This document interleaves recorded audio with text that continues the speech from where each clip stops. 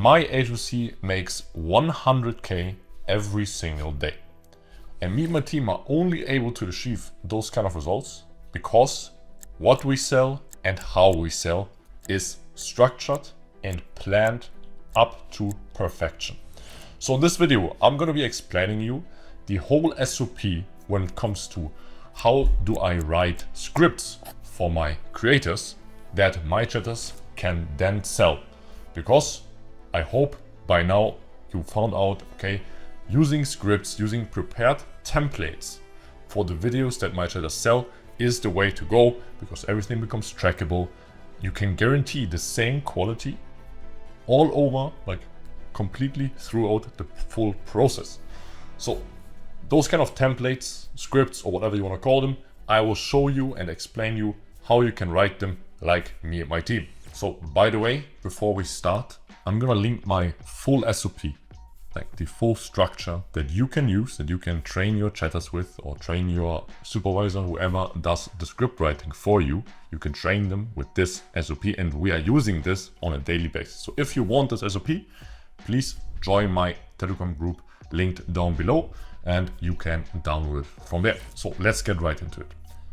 Step one, before you write anything, first thing you want to do is watch the videos. Yes, I know it might not be your favorite activity to write those scripts, but it is very important. So if you want to do it, please watch the videos, and don't watch them like a fan does. Watch them like someone that understands something about sales does. So how is my product built? So what is happening inside the video? What is being shown? What is the end looking like? Because during our description, during our creation of those templates, we want to refer to the actions that happen inside the videos, and we want to be able to not give out too much, not tell the fan everything is happening, but we want to be able to tease. But in order to tease, you have to understand everything that happens inside the video. So that's step one. You can even make yourself like some notes, write them down, video 1, X, Y, Z, like some key points, and then you know what's happening, and you can later on then build the description based on what's happening inside the video. Secondly, you want to study the model's personality, because the way those scripts are being built or written always depends on the model's personality. You cannot write the scripts in a submissive way if the model has a dominant personality, for example. So you want that the personality matches with the kind of descriptions, so it makes sense and it is authentic. And lastly, make sure that the description you handed over to the creator, so this description, hey, video 1, 1 minute 30, video 2, 2 minutes, and so on, that this description matches with the videos you have. Because if not, you might need to adjust something, ask the creator to re-record it, because you probably planned out, okay, how should the upsell build? And if this is not being followed, okay, you need to adjust it, at least during the script writing, then in case the creator will not be able to record it again. So make sure that you understand the structure and what is the upsell, what is being shown in the first video, second video, okay, what is the upsell from first to second, from second to third, and so on. So before we get into the writing, I want to give you some general principles that you always need to follow. So firstly, you want to make sure that you write always in a best case scenario. So we want to pretend that everything works out, the fan buys every single video.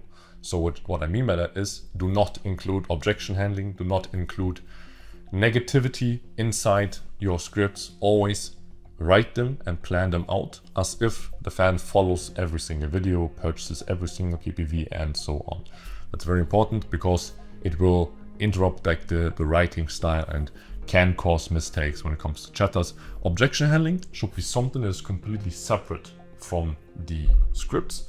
So this should always be like, okay, fan follows PPV1, PPV2, PPV3. Okay, he starts buying. All right, then our objection handling comes into play, and chatter knows, all right, here it stops, got interrupted. All right, I move on to the objection handling, which is, okay, positive message, fear of missing out, boom, pausing the sale. So then move on, get right back into the red line that the chatter wants to follow, and continue with the script writing. Then the next principle you want to follow is, don't write the captions too long and don't include too many messages between every single video. So the way you want to hand it over to the chatter is you have, for example, like an Excel sheet, or best case you put it into a CRM like Creator Hero. Then you put it in and the chatter sees, okay, it starts with the initiation of the script, which should be, for example, following of a mass message. Mass message should always, like the script format should always lead to a script start. And then the chatter knows, all right, PPV1, here's where it starts. And then PPV captions, usually when we do it, so we tested, we had case studies, longer caption, medium captions, and very short ones. We found out that, yeah, like the shorter ones, maybe medium size, like 2, maximum of 3 sentences, is where it's the sweet spot. So also try to stick to that. It might be different for your creator. I'm just telling you our SOP there, but also here again, please track things. If something doesn't work out, okay, you have to know how to adjust it. Okay, what metrics to take a look at, which I will also later on cover here. But yeah, stick to 2-3 messages in between, sometimes maybe 4 messages in between the script videos, and then the script sentences or the description of the PPV should be sometimes 2, sometimes 3. Don't make it too obvious for the fan to notice, and then this should be an overall good rule if you apply that always to your videos. Then you want to avoid saying what's exactly inside the video. You want to give the fan enough room for imagination. So give him like some hints, for example. Do you like the way I'm moving in the last part where I showed you my little surprise I prepared for you? So there's a lot of room for imagination. Okay, what's the surprise? What position is she in? What's she doing at the end? Why did she mention that? So a lot of things could play out inside his head, while it's just something very simple. For example, that she grabbed a toy in the video, and this is the surprise she planned for him. Just something like that. And then asking a question inside the PPV makes a lot of sense, because it shows the fan, I can only answer this question if I actually watch the video. So again, the question does not give out too much information what's inside the video, but leaves enough room for the fan to imagine, okay, damn, I really want to see it, and then I can answer the question, and the conversation flow moves on, and there's no negativity. And because the fans also don't want negativity, so if you use this kind of social pressure, that's what we call it, then your PPVs will have a much better unlock rate. Next up, you want to make sure that starting from video 1, you use different emojis, create a different kind of atmosphere than you do in video 2, video 3, and so on. Because every single video, it should get more intense. So the scripts, the video should be built that in the first video, she's revealing less than she's in the second video. So moving forward, there's an upsell in what is being shown, how is it presented, like what kind of tone or vibe is the description giving, and what kind of emoji is she using, how fast is everything, the way she's writing. It gets more intense and more intriguing for the fan throughout the whole script. So because a lot of people make this mistake that they only upsell with prices. Okay, the price increases, but for example, the video length is not increasing. So make sure inside the description, plan out the length of the video should increase every single time. The amount of medias you add to the video should always increase, because the more medias are inside one PPV, inside the script, the more likely it is that the fan feels like, okay, this makes sense, there's now more, that's why it's priced higher. So the perceived value is created through price, length of the video, amount of medias, and how is it described. So this description is basically like an advertisement. Every single time you want to always get the new kick, like always move on one step further, and put yourself in a situation of the fan when you're writing those kind of scripts. So does he have the feeling like it's justified that the price increases, which should not, this should not be his attention. So he should not notice, okay, the price is increasing. It should be something completely natural that we don't want to explain or something. Just he has to feel the value by the way that you write those captions and the length and so on, what I just explained. If you follow that, you will have so much more success with your scripts, and you achieve similar results to what my team does on a daily basis. Next up, you want to make sure that the fan sticks with you.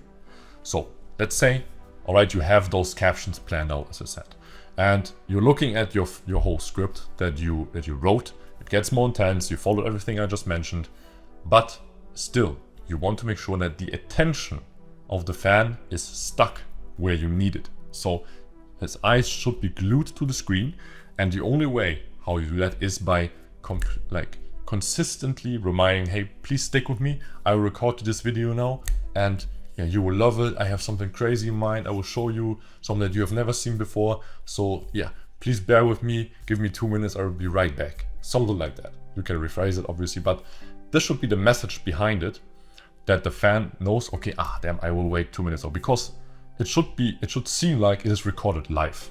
You don't want to be like one of those US creators that send out bundles and so on. No, scripts should be a live experience. This is why they come to OF. So this is one of the most important part of selling on OF is the fan needs to have this live interaction. So he should feel like it is just recorded in the same moment just for him.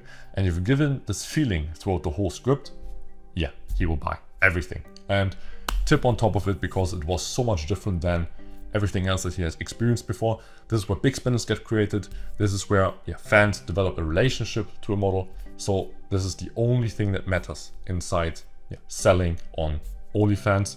So make sure that is planned through completely. And the tension, like the tension throughout the full script should be the highest at right at the last video, because before the last video, it's the most important that he's there and ready to unlock. Because in most cases, the last video makes up almost 50 to 60% of the full price of the script, depending on the structure. I advise here 5 videos at max, 5 video script, maybe like a free teaser, and that's it. So this is what works the best for us. And if you then increase the tension to the highest, then the last video, which is probably around about $200, he'll buy it guaranteed, because he sees, okay, damn, I really need it. She teased me so much, and he will then end up buying it and making you 6% of the overall revenue of the script. And lastly, you want to make sure that you include Aftercare. So Aftercare, I mentioned this in my full chatting guide, by the way. I will link it down below. If you need help with chatting in general, feel free to check that one out. I'm explaining all of that, but this video is just about script writing. But yeah, you should also include Aftercare inside the script. So send out specific kind of aftercare pictures, like the creator taking a shower, just a quick selfie here and there. This will make it much more authentic, and also again include some captions here, easy for the chatters to send out. So your aftercare is already at on some good level, and the chatter doesn't need to customize that much, but it should be done, of course, later on. Okay, show appreciation and show that the model is now relaxed, and make sure post-nut clarity does not kick in, because this is what we want to avoid at all costs, since they could still refund and will leave you and move on to the next creator maybe. So I hope you like this guide. If you have any questions, feel free to hit me up on Telegram. I have a free Telegram community, which is linked down below, where I will share this full SOP.